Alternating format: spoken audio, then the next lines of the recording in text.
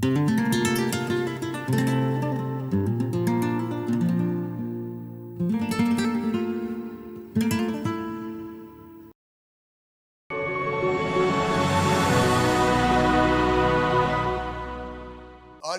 இயேசு கிறிஸ்துவினுடைய நாமத்தினாலே ஆத்துமாவை ரட்சிக்க வந்த ராஜாதி ராஜா ஊழியத்தினுடைய சார்பில் உங்கள் அனைவருக்கும் எங்களுடைய அன்பின் வாழ்த்துக்கள். தினம் ஒரு வாக்குத்தத்த நிகழ்ச்சி அநேகருக்கு ரொம்ப ரொம்ப பிரயோஜனமாக இருக்கிறபடினால இந்த காலையில் நம்மை ஆண்டவர் அழைத்து இருக்கிறார், அவருடைய பிள்ளைகளாய் தெரிந்து கொண்டே இருக்கிறார்.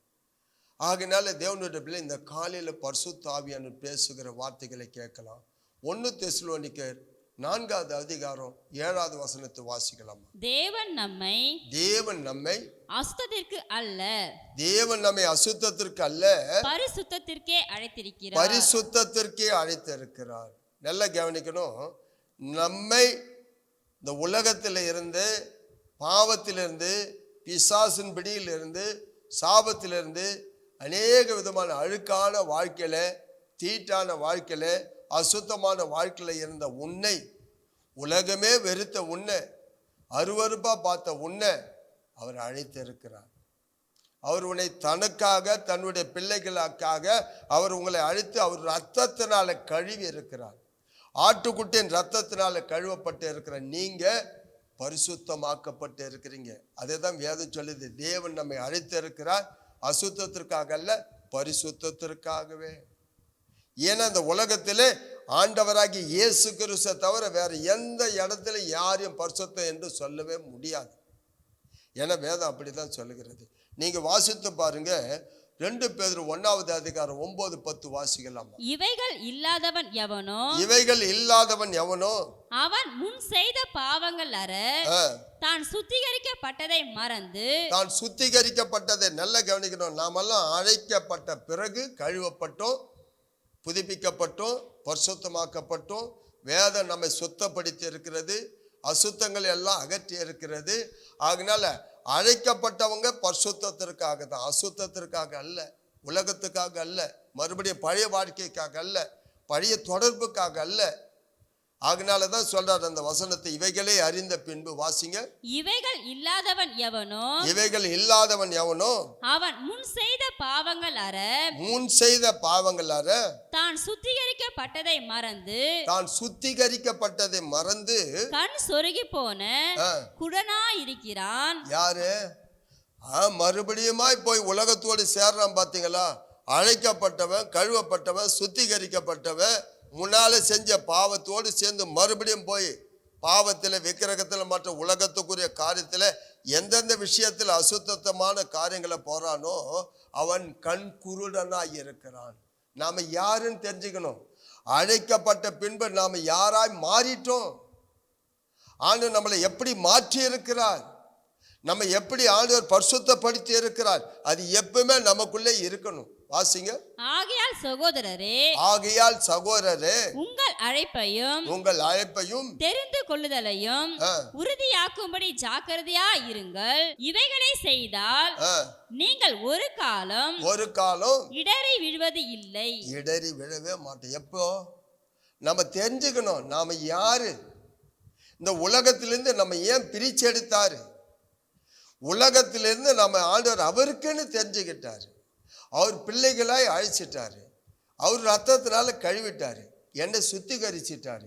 அன்னைக்கு வாழ்ந்த வாழ்க்கை இப்போ என்னால் வாழ முடியாது, அன்னைக்கு உக்காந்த இடத்துல என்னால் உட்கார முடியாது, பழைய காரியத்தில் சம்பந்தம் கொள்ள முடியாது, பழைய வாழ்க்கை வாழ முடியாது. அன்னைக்கு சினிமாவுக்கு போனோம், ஊரை சுற்றணும், பாவம் செஞ்சோம், வேதனையான காரியமெல்லாம் வாழ்க்கையில். ஆனால் இன்னைக்கு நான் எப்படி இருக்கிறேன்?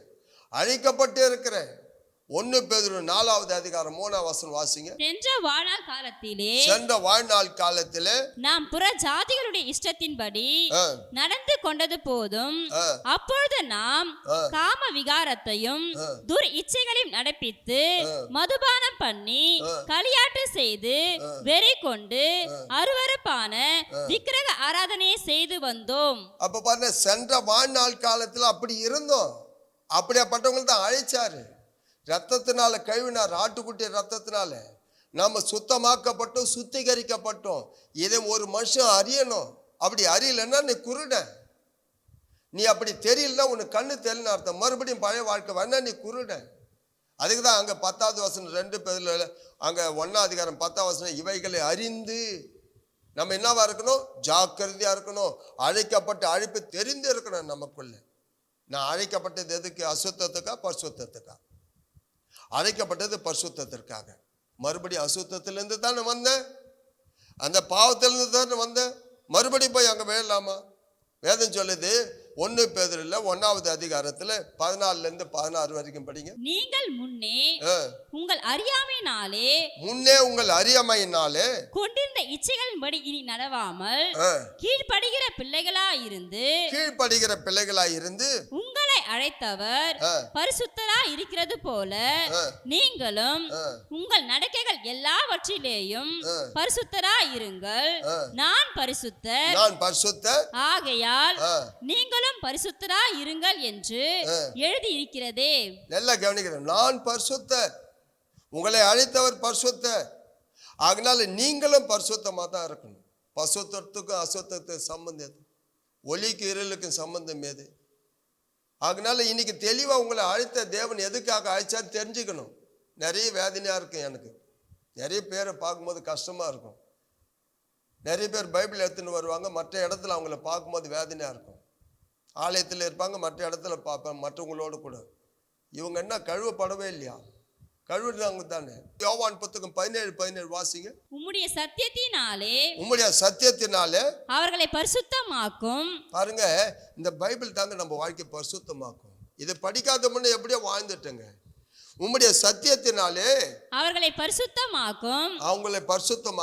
உம்முடைய வசனமே சத்தியம். உம்முடைய வசனமே சத்தியம்.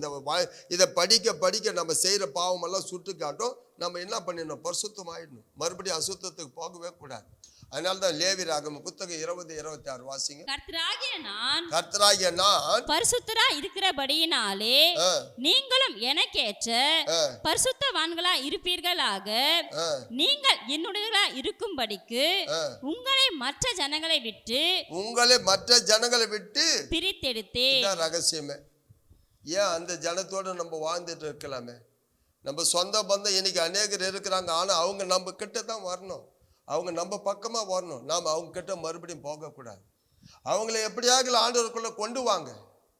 ஏதோ ஒரு வீட்டில் ஃபங்க்ஷன் நடக்குது, ஏதோ ஒரு காரியம் நடக்குது, நீங்கள் அவங்களோட கூட சேராதீங்க. அவங்க கிட்ட சொல்லிட்டு அது ஆண்டவருக்கு பிரியம் இல்லாத காரியம் அவங்கள நம்ம பக்கம் கொண்டு வரணும். நம்மளை அழைத்தது பரிசுத்தத்திற்காக தான், அசுத்தத்திற்காக அல்ல. மறுபடியும் நீங்கள் ஆண்டவருக்கு பிரியம் இல்லாத காரியத்தை செய்யாதபடி இன்னைக்கு ஆவியானவர் நம்மோடு பேசுகிறார். கண்களை மூடி நாம் செபிக்கலாம். மகா இரக்கமும் கிருபை நிறைந்தவரே, நேற்றும் இன்றும் என்றுமே மாறாமல் இருக்கிறவரே, ஆண்டவராகி இயேசு கிறிஸ்துவினுடைய நாமத்தினாலே அப்பா எங்களை எங்க இருந்து அழைச்சிங்க. ஆண்டு நாங்கள் பாவத்தில், தீட்டில், அருவறுப்பில், அசுத்தத்தில், சாபத்தில், ஆண்டவர் அநேக விதத்தில் ஆண்டவருக்கு பிரியமில்லாத இருந்த எங்களையும் உலகம் வெறுத்தது, ஒதுக்கினது.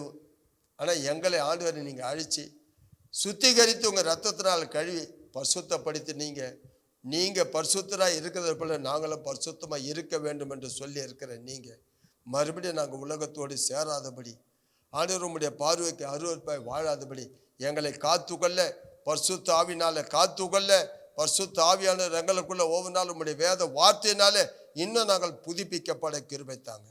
இயேசு கிறிஸ்து நாமத்தினாலும் செபிக்கிறோம் நல்ல ஆண்டவரே. ஆமென்.